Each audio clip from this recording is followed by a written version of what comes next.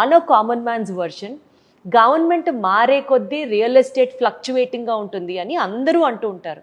So మరి మిమ్మల్ని నమ్మి, ఇన్ఫ్యాక్ట్ మీ ఫర్మ్ని నమ్మి ఇన్వెస్ట్ చేసిన ఒక కామన్ పర్సన్కి గవర్నమెంట్ ఫ్లక్చువేషన్స్కి సంబంధం లేకుండా would you promise return sir?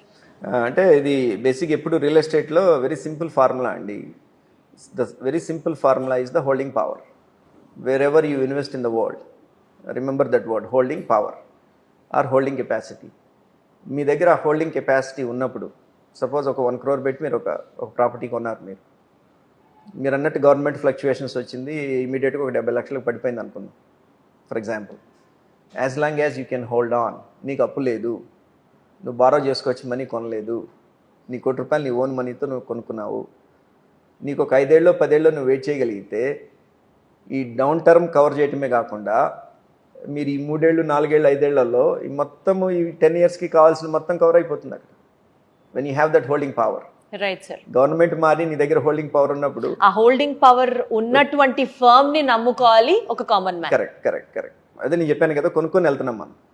అప్పుడు నేను కొనుక్కోకుండా, నేను ల్యాండ్ మొత్తం నేను కొనుక్కోకుండా, మీరు అన్నట్టు ఆ అగ్రిమెంట్ మీద 25% ఇచ్చి 75% నేను రైతులకి తర్వాత ఇస్తానని చెప్పి, అంటే ఆ 75% ఎక్కడి నుంచి తీసుకురావాలి? నేను సేల్స్ నుంచి. గవర్నమెంట్స్ మారినాయి, సేల్స్ కిందకి వెళ్ళిపోయినాయి అనుకుందాం. ఇప్పుడు ఏమవుతుంది ప్రాజెక్ట్ మీరు చెప్పండి. అంతే సార్, ఇంకా అదొకటి. సో నేను అది చేయను. నేను ఫస్ట్ కొనుక్కుంటాను నేను ప్రాజెక్టు. సరే నేను అమ్మలేకపోతే ఇప్పుడు ఏమవుతుంది? ఆ టైం వచ్చినప్పుడు నాకు మొత్తం వడ్డీతో సహా డబ్బులు వస్తాయి. అప్పటి వరకు లాస్ అనిపించినా అది భరించడానికి మీరు రెడీగా ఉండాలి. ఆ టైం వరకు నా దగ్గర హోల్డింగ్ పవర్ ఉండి, నా దగ్గర ఫైనాన్షియల్ కేపబిలిటీ ఉంటే గనక, beat me or beat my customer. నేను వాళ్ళకి అదే చెప్తాను, అప్పులు తీసుకొచ్చి మీరు కొనొద్దు, మీ దగ్గర సేవింగ్స్ ఉంటే తీసుకొచ్చి ల్యాండ్ మీద ఇన్వెస్ట్ చేసుకోండి. అప్పుడు నేనే ఉన్నానండి, ఐటీలో వచ్చిన డబ్బులన్నీ తీసుకొచ్చి నా బ్యాంక్లో ఉన్న డబ్బులు ఎక్కడుండవు, నా దగ్గర రూపాయి అంతా తీసుకెళ్ళి ల్యాండ్ మీద పడేస్తాను. నేను చేయకుండా చెప్పట్లేదు జనాలకి, నేను చేసి నా పోర్ట్ఫోలియో పెరిగింది కాబట్టే, నాకు అప్రిసియేషన్ వచ్చింది కాబట్టే నేను అందరికి చెప్తున్నాను నేను. Wonderful sir.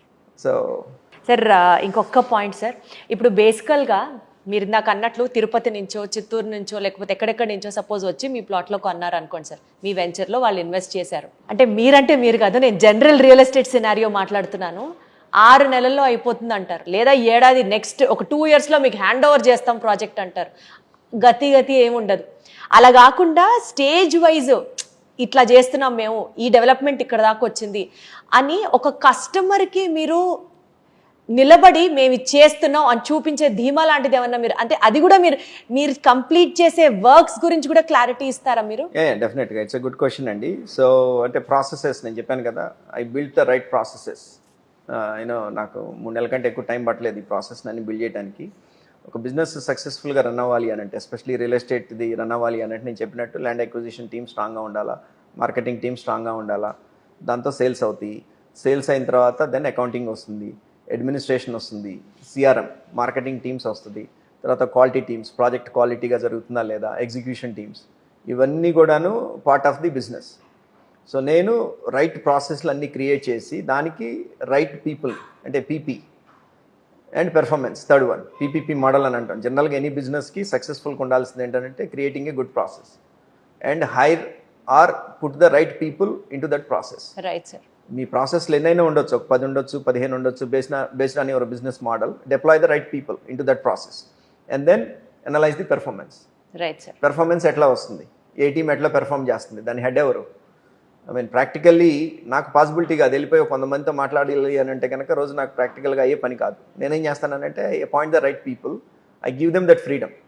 ఇప్పుడు సిఆర్ఎం ఉన్నది, I give them that freedom. Accounting team ఉన్నది, I give them that freedom. వీళ్ళతో నేను వీక్లీ స్టేటస్ కాల్స్ పెట్టుకుంటాను. ఐ సెట్ దట్ ఎక్స్పెక్టేషన్స్, ఇది నా ఎక్స్పెక్టేషన్స్, మీరు ఇట్లా చేయండి, this is what I'm expecting. నా దగ్గర ఏంటంటే మెయిన్ ఈ ఫైనాన్షియల్ డిసిప్లిన్ ఉంటుంది కాబట్టి, నాకు వచ్చే ఇన్కమ్ వేరు కాబట్టి, అంటే హెడేక్ ఎప్పుడు వస్తుంది అని అంటే కనుక ఫైనాన్షియల్గా ప్రాబ్లం ఉన్నప్పుడు అన్ని హెడేక్స్ స్టార్ట్ అవుతాయి. థ్యాంక్ గాడ్ నాకు అది ఆల్మోస్ట్ లేదనే చెప్పాలా. డిసిప్లిన్గా ఉంటాను, మోయగలిగేదే నెత్తికెత్తుకుంటాను కాబట్టి నాకు ఫైనాన్షియల్ పరంగా ప్రాబ్లం లేదు. అండ్ రెండోది ఏంటంటే there is a favourite quote called as sales cures all. అంటే sales is the medicine for all the other business functions.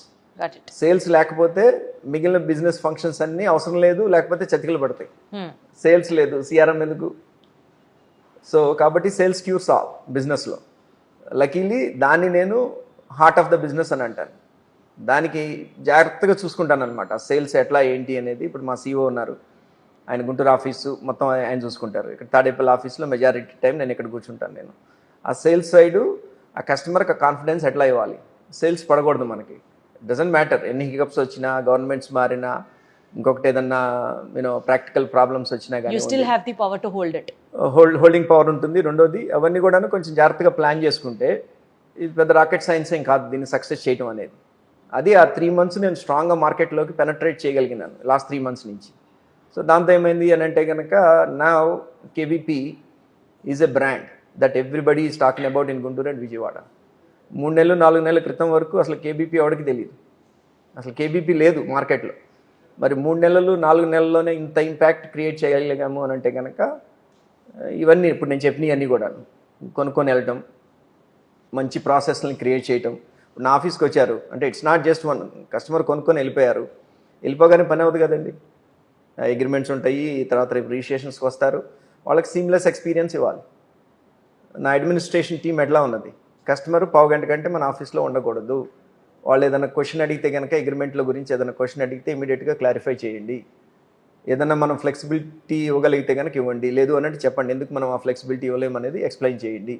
అట్లా I hired the right people and I have the right team and some of them are my friends and NRIs too. So అట్లా ఉండటం మూలంగా ఆ experience అనేది చాలా మార్కెట్లోకి బాగా వెళ్ళిందనమాట. And above all ఇంకోటి ఏంటంటే రేపు డెవలప్మెంట్ స్టార్ట్ అయిన తర్వాత I already told my teams to create a template. ఒక టెంప్లెట్ క్రియేట్ చేసి మీరు అన్నట్టు చూపించేస్తారు 6 నెలలు అయిపోతుంది, సంవత్సరాలు అయిపోతుంది ప్రాజెక్ట్ అని అంటారు, కానీ కస్టమర్కి అసలు అప్డేట్స్ ఏం జరుగుతుంది ప్రాజెక్ట్లో వాళ్ళు సైట్ దగ్గరికి వస్తే కానీ తెలియని పరిస్థితి ఉంటుంది. ఇప్పుడు నేను కొనుక్కున్నాను కొన్ని ప్రాజెక్ట్స్లో, నేను ఇన్వెస్ట్ చేశాను and I feel the same. అది లేకుండా నా కస్టమర్స్కి కానివ్వండి, నా ఏజెంట్స్కి కానివ్వండి, నేనేం చేస్తున్నాను అని అంటే already I created a template. ఆ టెంప్లెట్లో ప్రాజెక్ట్స్కి సంబంధించిన అన్నీ రాసుకోమని చెప్పాను. ప్రరీ వాల్ ఏంటి, కంపౌండ్ వాళ్ళు, లేకపోతే ల్యాండ్స్కేప్ ఏంటి, లేకపోతే రోడ్స్ సిచ్యువేషన్ ఏంటి, లేకపోతే కేబుల్స్ ఎంతవరకు వచ్చింది, వాటర్ ఎంతవరకు వచ్చింది, ఈ పారామీటర్స్ అన్నీ క్రియేట్ చేసేసి ఒక టెంప్లెట్ క్రియేట్ చేసి అనే వీక్లీ బేసిస్ లాస్ట్ వీక్ ఏమైంది వర్క్, ఈ వీక్ ఏం ప్లాన్ చేస్తున్నాం, ఆ టెంప్లెట్లో ఎవ్రీ వీక్ అప్డేట్ చేసి ఎవ్రీ సండే మార్నింగ్ నా కస్టమర్స్కి, నా ఏజెంట్స్కి ఆ టెంప్లెట్ పంపించిన పిల్లలకి ప్రోగ్రెస్ కార్డ్ రిపోర్ట్ లాగా డెవలప్మెంట్ రిపోర్ట్ వచ్చేస్తుంది అనమాట కస్టమర్స్ కి కూడా. Wonderful sir. సార్ ఇప్పటి వరకు one side of the coin విన్నాం, అంటే కేవీపీ హోమ్స్ కి సంబంధించినటువంటి శ్రీధర్ గారి మాటలేంటి, ఆయన మనస్తత్వం ఏంటి, ఆయన ఎథిక్స్ ఏంటి, ఫాలో ఏమవుతున్నారు తెలుసుకుందాం. ఒకసారి నిజంగా ఇవంతా కస్టమర్స్కి అవి ఫ్రెండ్లీగా అనిపిస్తున్నాయా, వాళ్ళ ఒపీనియన్స్ ఏంటి, వాళ్ళకు కూడా మీరు అన్నట్లు సీమ్లెస్ ఎక్స్పీరియన్స్ ఫేస్ చేస్తున్నారా? విత్ యువర్ పర్మిషన్ డైరెక్ట్గా వాళ్ళతో కూడా మాట్లాడి తెలుసుకుందాం అనుకుంటున్నాం. షూర్ అండి, తప్పకుండా. ఐ మీన్ దట్ ఈస్ ఇప్పుడు నేను ఓనర్ని కాబట్టి నేను అన్ని నా గురించి గొప్పగా చెప్పుకుంటా, నా కంపెనీ గురించి గొప్పగా చెప్పుకుంటా. నేను ఎప్పుడు సక్సెస్ అవుతాను అని అంటే నా దగ్గర ఉన్న కస్టమరు, లేకపోతే నాకు మార్కెట్ చేసే ఏజెంట్ నా గురించి గొప్పగా చెప్పుకున్నప్పుడు that is my success. Owner ఎప్పుడు నాది టాప్ కంపెనీ, చేస్తాను ఇది చేస్తానని చెప్పుకుంటాడు, బట్ మై సక్సెస్ ఈజ్. అందుకనే సక్సెస్ రావాలి అని అంటే రోజు పరిగెత్తాలా, ఫెయిల్యూర్ అవ్వాలనంటే ఒక నిమిషం చాలు.